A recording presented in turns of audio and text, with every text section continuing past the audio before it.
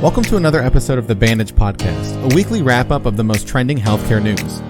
Each week, join me and my co-host Alex Ross as we'll discuss the latest in healthcare, health IT, and compliance.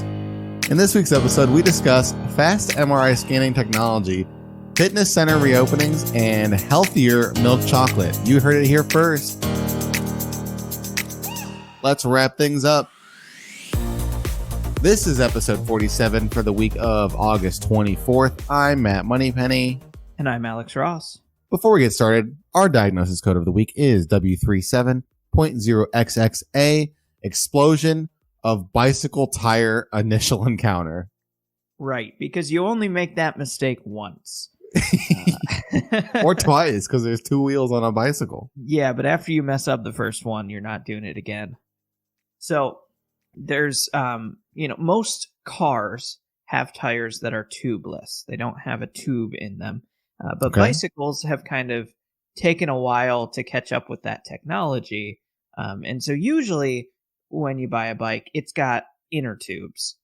I thought I would be sly and convert my bike to tubeless because the benefit of that is if the tire goes flat, then you can put a tube in it and keep riding. Whereas if it already has a tube in it, well, then you got a tube that you got to patch or take out, and it's a whole big deal, and I don't want to deal with it. And they just pop easier. So obviously I didn't want that. So I was, in order to get the tire to make a proper seal on a bike that's not designed to have tubeless tires, you really have to pump it up. So here I am in my garage with my bike on the repair stand with the tire right at eye level. And I get out my air compressor and I start pumping it up and pumping it up and pumping it up. And it's just not seating at all. And then it did the opposite of seating, where it flew off the bike at violent speeds. And in order to get it to seal, you have to put in sealant, which is this goopy stuff that's all sticky and rubbery. And I'll be cleaning that out of my hair for probably the next 4 or 5 weeks. Bike tires need between 60 and 80 psi. So going above that, that's a lot of work. Who told you that? The internet, the most my bike. accurate of sources. I run my tires at about 25 psi. Maybe that's your problem. But no, that's the opposite of a problem. That's one of the other benefits of a tubeless tire. You can run it a lot lower because it doesn't have that tube that could possibly get pinched between the rim and the tire. Yes, of course. Well, let's bike right into the news. First up, we have your profile picture isn't Facebook's only quick image capability. Facebook AI Research and NYU Langone are developing a system to speed up MRI scans. The researchers did a blind test of their system, Fast MRI. Radiologists examined scans taken with either the traditional method or Fast MRI, and they couldn't tell the difference between the two. They were able to pinpoint abnormalities and pathologies in the same scans, regardless of the method. Fast MRI relies on 75% less data than traditional scans, so it's 4 times faster. This helps streamline time-invasive processes so patients can have scans quicker, faster, better, stronger. It's especially helpful since there is a shrinking pool of radiologists who spend 15 to 90 minutes per patient scan. I don't know. I wonder. It sounds like a way to get through the line faster so you can scan more. Yeah. people. I wonder, if hospitals and healthcare are anything like economics, I wonder if it's going to be like the faster MRIs can happen, the less expensive that they'll be. We can hope, but I doubt that. I doubt that too, just because of the nature of healthcare. But you think, that would make sense. Maybe that's a solution. We Supply also and demand. know that MRI machines are ridiculously expensive. Yes. And having the ability to do 4 times as many scans with just the same machine, that potentially frees up a lot of space. Instead of having to have 4 machines and 4 radiologists. Maybe. So, I do see it as an ability to kind of reduce overhead in general. But maybe also, the opposite will occur. Maybe hospitals will take advantage of the fact that they can get more people in MRI machines and they'll still charge the same rate or more, and then they'll just make a lot of money. Yeah. Well, now that they have the extra scan time available, they can scan a whole lot of people that Yes. normally they would have just been like, yeah, it's probably broken. Have you seen how fast MRI machines spin? No. It's like scary. It's like a jet engine. The speed, like legitimately, it's as fast as like a jet engine turbine spinning around you, which I think is part of the reason. Obviously, it's part of the reason why it's so expensive. But I also think that you don't notice that when you're a patient. So I feel like there's a lot of soundproofing and stuff that goes involved with it. That's like super advanced. So that probably has a lot to do with the expenses as well. Right. It's just an expensive machine. If you're ever going to make your money back buying it, and it does some pretty incredible things. So, I'm not necessarily saying that the cost of the machine is not justified. Right. I'm trying to figure out what Facebook has to do with this story at all, other than Facebook is just going to take your data. They have no other. It's Right. just their AI technology, and they're just going to take all of our data. That's all. They're going to use our MRI scans to target our ads. Yeah. Next up, ensuring the only thing New Yorkers get at the gym is fit. Gyms and fitness centers in New York will finally be allowed to reopen as early as August 24th after being closed since mid-March. They will need to follow rigorous safety protocols. The Livingston County Department of Health will be enforcing the guidelines to ensure fitness facilities reopen safely. The Center for Environmental Health of the LCDOH will conduct inspections within 14 days of reopening any facility. Some requirements are 33% capacity, appropriate face coverings worn at all times, 6 feet separation at all times, and a sign-in with contact information and a health screening. The sign-in will help in case contact tracing is needed. So we have had our gyms open for the past since April, right? I think. So they closed in March, and I think they reopened in April or May or something. And originally you didn't need face coverings, and now you do when you go to the gym. I don't know if you know that, but it's kind of interesting. At first they were really strict about it. Now they're like, if you can take off your mask while you're doing your little workout exercise, as long as there's no one by you. But the fact that you have to wear a mask when you're at the gym, and obviously it's going to be way more strict in New York because it's a hot spot, is a little painful, especially for doing cardio with a mask on. I mean, I guess it makes you stronger in the end because you're limiting your oxygen, so it increases your lung capacity. But sure, I can't see it making that big of a difference. It's more so just wildly uncomfortable. Yes. To wear some restrictive and or thick piece of cloth across your face while I wonder, exercising. I wonder if, since it's been so long since New York has had gyms open, I wonder if there's people that went to the gym that much, found a substitute, and they figured out a way to just not even have a gym membership anymore. Like maybe they were just like, I'm just going to have a home gym. Like this is kind of ridiculous, whatever. Right. And now I wonder if gyms are just going to lose out on all those subscribers or a lot of their loyal subscribers because of COVID and alternatives. I mean, in the short term, that's not a huge deal because they're limiting their capacity so much. They wouldn't be able to have everyone who was coming in before come. Yes. But in the long term, I could see that being a real challenge for these gyms, trying to rebuild that clientele who have found alternative methods of exercising. I know, like we were talking earlier, I have been biking a lot more because the outdoors is open. Yes. And I don't, so I go to the gym still, right? Since it's reopened, but that's only for the machines. And then I go home and I do my cardio at home, which might change when it gets colder. But as of right now, I mean, I like it because it feels like my workout is shorter because I'm doing 30 minutes there with weights and then coming home and then doing cardio. And it's like, easy. So I don't know. We'll see. Next up, Willy Wonka would be happy about this. Healthier chocolate that tastes better, not bitter. Researchers may have found a way to create a healthier version of milk chocolate that mimics the health benefits of dark chocolate without sacrificing any taste. Dark chocolate is naturally healthier because it's high in phenolic compounds. It improves cardiovascular factors and has lower sugar and fat content, but it tastes bitter. The new higher antioxidant form of milk chocolate can be made with recycled food scraps that would otherwise go to waste, such as coffee grounds, discarded tea leaves, and peanut skins. It was even preferred over milk chocolate by a panel of taste testers.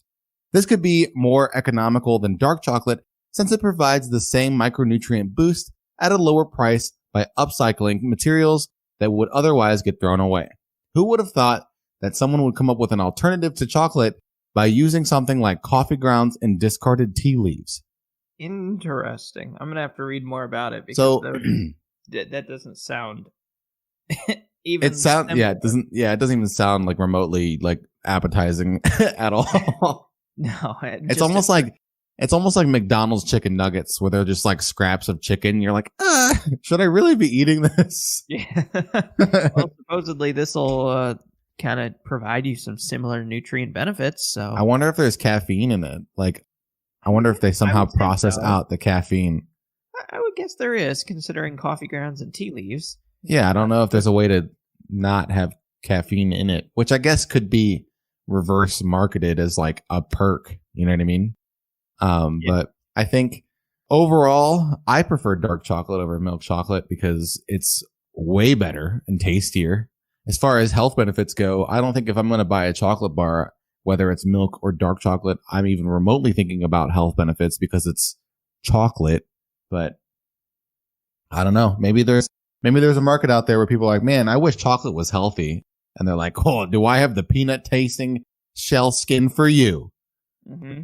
So what I'm seeing in the article, just reading through it, they are taking these items and basically grinding them up and mixing them into chocolate in such quantities as to kind of hide the flavor of them.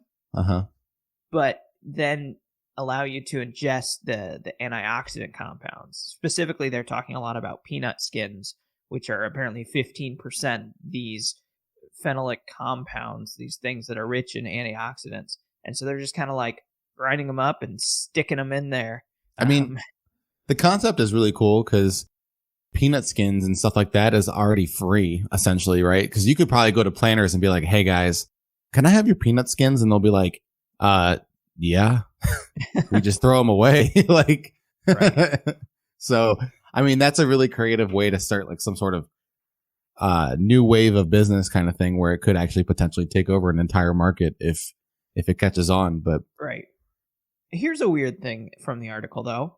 It says, quote, Dean's team also tested for peanut allergens and found none present in the samples.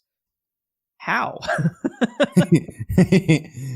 Yeah, I mean, I feel like even chocolate bars themselves, like regular chocolate bars, will say that they have some sort of peanut allergen, like either made with something that makes something with peanuts or whatever, you know what I mean? So yeah, I don't know how that works. Oh, gosh, now I just want a chocolate bar. I know what I'm having for breakfast. And with that, let's go into our next segment. BREACH, Breach Patrol. It's a breach! All of the latest cybersecurity breaches. Welcome to Breach Patrol, where we talk about the latest healthcare breaches and cybersecurity breaches all across the world. First up, we have a vendor that's sure to grind some gears. A Jefferson Parish public school uses the student portal vendor EdGear, which recently exposed confidential information of 86 students. About 42,000 students' families received text messages that contained the login information for one of the 86 students. EdGear immediately shut down the system while they investigated what happened. Early findings indicated that only 2 students' accounts were accessed using the information. EdGear immediately reset all passwords, and each of the 86 student families was contacted individually to explain what happened. This kind of sounds like a big ol' oopsie by someone who didn't mean to do that. Yeah. So 86 students, but 42,000 families were affected. Imagine what that would be like. You're sitting there on a Thursday afternoon. Kids just got home from school, and you get a text message from what appears to be their school, and you're like, oh, it's the username and password of a random student. Of little Jimmy, your best friend. What would you do with that? I don't think you could really do much, honestly. Right. I like that they said, though, that a couple of them were accessed. And so here you are. You just got this random text message with a username and password. And you're like, you know what? I'm going to log in. Let's see what Jimmy's algebra grade is looking like. Let's see if his parents are upset or if my kid's better than Jimmy. Right. What a weird situation. Yeah, definitely weird. I mean, extremely if this was a malicious thing, it's like super illegal, right? Because these are all mostly minors, I imagine, other than like maybe seniors. So I wonder what the stipulations of that would be if it was like you breached and hacked the information of minors. I wonder if that's held to a higher liability in court than someone who's like an adult. I don't know. Right, because adults, it's totally cool if you steal their stuff. Yeah, you can just steal my data all you want, you know. Exactly, because I'm already in so much. You touch my kids' data, you better go life in prison, man. Next up, experiencing a major problem. The credit bureau Experian, you guessed it, suffered a massive data breach exposing personal information of up to 24 million South Africans and almost 800,000 businesses to a suspected fraudster. South African Banking Risk Center, SABRIC, said that Experian reported the incident to law enforcement authorities and is working with the, quotes, appropriate regulatory authorities. Banks have been working with Experian and SABRIC to identify which customers may have been exposed. Banks and SABRIC have been cooperating with Experian in their efforts to secure the data and find the perpetrators. South African banks are communicating with their customers about how they may be affected by the breach and what is being done to protect them. A lot of quotations in this. The, quote, suspected fraudster, unquote, and the appropriate authorities, end quote. Right. Can we all just, I don't know, I'd like to make a deal with everyone. Just leave Experian alone at this point. Why? They've had it bad enough. And it seems like they are still not kind of getting the memo that they should fix things when they're having this large of breaches again. I wonder if they I wonder if after their first breach, they went crazy and laid off a bunch of their people on their cybersecurity department. And then they hired a bunch of new people and they're way in over their head. So it just keeps happening. And now they're like, well, here we are. Right. Let's work with the appropriate authorities. The issue I have with Experian is that I don't have the option whether or not to use their business. Right. If I have a credit line, that gets reported to the credit bureaus, Experian being one of them. And I don't have the option to say, don't send my information to them. They're not safe. And that's what makes it so bad, right? And maybe they know that. Maybe they know that I don't have a choice. And so they don't care. They're like, well, I mean, we're not going to lose any customers, so might as well just open the gates. Heck, maybe they're the ones selling them. Make a little extra money on the side. Yeah, why not? Why not? I hope not. Just leave Experian alone. Please. Leave them alone. We're begging you. Next up, dinner for two? Hackers will eat that up. One of London's top hotels, the Ritz London, failed to report a breach of their food and beverage reservation system. Customers were then targeted by scammers who posed as the Ritz London staff. They managed to trick several customers into confirming their credit card details with the booking details from the restaurant reservation system. It was easy for scammers to convince unsuspecting customers to provide payment information. In response to the news that customers fell victim to the scammers, the hotel confirmed that it suffered a security incident that may have compromised customer data. The extent of the breach is unknown, but the hotel said that all affected customers have been contacted. The Ritz London also launched an investigation and said that no credit card or payment details were exposed, at least not through the breach, just through the follow-up phone calls. What an interesting way to get some information. Could you imagine? You're like on vacation and you're at London and you're staying at the Ritz because you saved up all your money to go to this expensive, really over the top hotel. Like, you know what? Let's get some room service tonight. Let's see what they have. And then you call this number and it's just this guy who's malicious. And you're like, what's the specials? And he's like, chicken nuggets, mac and cheese. Like, oh, I wonder how fancy the mac and cheese here is. Right. But, I'm very excited for that. Yeah. I mean, it's just like, it just goes back to everything where it's like, if you're not always aware of everything that's going on and let your guard down for a second, you could just lose your credit card information like in 2 seconds. Right. So. And I feel like that's a lot of breaches that are happening nowadays. Is it's not like the money they're taking. They're not taking the money directly. They're getting the information they need to then get the money later. Yeah. Once they know some specific information that nobody else would know, then they can use that to trick people. Right? Yeah. If you made a reservation at a restaurant and then someone called you and said, hey, this is, Jim from the restaurant that you're coming to later. We're having a little issue with your reservation. Your credit card seems to not be working. So could I get you to confirm that number for me? Like, why would you think that's suspicious? Right? Yeah. Because and they know that you're coming to that restaurant, that you have a reservation, right. And the only people who would know that should be the restaurant. Yes. So I mean, frankly, it's kind of brilliant. Yep, highly illegal. Yep. Don't That's do super, this. But hackers are really creative. These malicious people they're like, hey, let's figure out some way to just kind of catch people slipping, and they usually get it. So right. Just stay alert at all times. You cannot let your guard down ever. Yes, even in your sleep, hackers may be getting into your information. Yeah, definitely don't sleep anymore. Don't sleep. You need to stay up and monitor your credit. Stay frosty at all times. And that's it for this week's wrap-up of your weekly healthcare news. I'm Alex Ross. I'm Matt Moneypenny. And we will see you next week. Thank you for joining us for this week's episode of The Bandage. This week's episode was written and produced by eTactics. eTactics is a leading revenue cycle solutions organization committed to providing innovative, web-based solutions that improve our clients' cash management and customer relationships. Thanks, and we'll see you next week.